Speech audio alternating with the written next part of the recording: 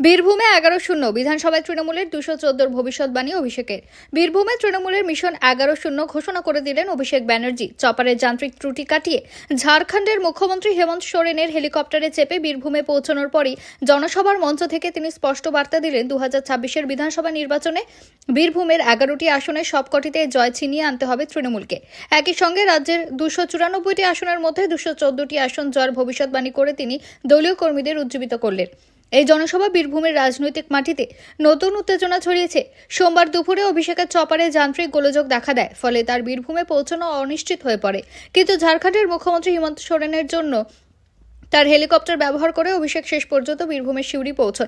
মঞ্চে উঠে তিনি প্রথমে হেমন্তকে ধন্যবাদ জানান এবং হাসতে হাসতে বলেন, আজ একটা নতুন অভিজ্ঞতা হলো। ঝাড়খণ্ডের মুখ্যমন্ত্রী চপারে চড়ে বীরভূমে এলাম, এটাই তো ফেডারেলিজমের সৌন্দর্য। জনতার হাসি আর করতালির মধ্যে তিনি সরাসরি রাজনৈতিক আক্রমণ শুরু করেন।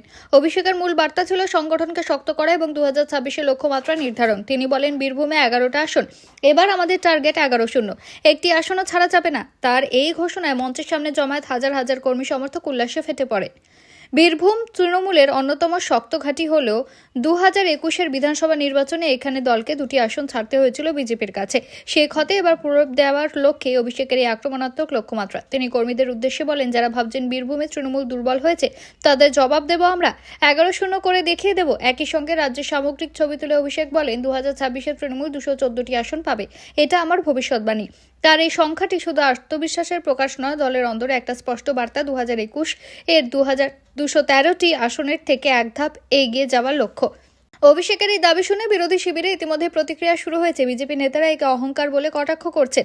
অন্যদিকে তৃণমূলের অন্দরে এটাকে কর্মীদের জন্য নতুন এনার্জি বলেই মনে করা হচ্ছে। জনসভায় অভিষেক কেন্দ্রীয় সরকারের বঞ্চনার প্রসঙ্গ তুলে ধরেন। তিনি বলেন, বাংলাকে 1 লক্ষ কোটি টাকা দেওয়ার কথা ছিল, কিন্তু 1 টাকাও দেওয়া হয়নি। লক্ষ্মীর ভান্ডার, কন্যাশ্রী, সবুজ সাথী সব আমরা নিজের টাকায় চালাচ্ছি। তিনি দাবি করেন, এই বঞ্চনা সত্ত্বেও মমতা বন্দ্যোপাধ্যায়ের নেতৃত্বে বাংলা উন্নয়নের পথে এগিয়ে চলেছে। বীরভূমের প্রসঙ্গে তিনি স্থানীয় নেতাদের সতর্ক করে বলেন, অহংকার করবেন না, মানুষের পাশে থাকুন। যারা দলের বিরুদ্ধে কথা বলে তাদের ছেড়ে দেবেন না। ভিডিওটি ভালো লাগলে লাইক করুন এবং আমাদের ইউটিউব চ্যানেলটি সাবস্ক্রাইব করে আমাদের সঙ্গে থাকুন পরবর্তী আপডেটের জন্য।